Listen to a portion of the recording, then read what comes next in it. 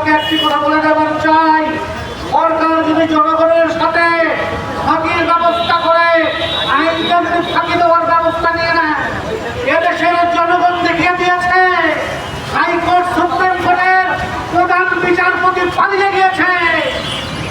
এদেশের অ্যাপেলেট ডিভিশনের সকল বিচারপতি পালিয়ে গিয়েছিল সেদিন। পিঠের চামড়া থাকবে না। আমরা ফাঁসি চাই, ফাঁসির কোনো বিকল্প না।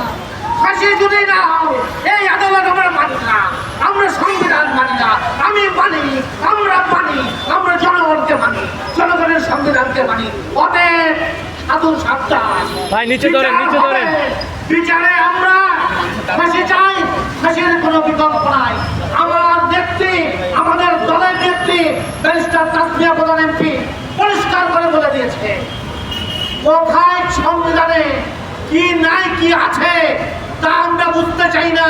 আমরা শুধু বুঝতে চাই এই অভিভাবকরা এবং আমরা সঠিক বিচার চাই। হত্যার বিচার কেবলই মাত্র ফাঁসি, ফাঁসি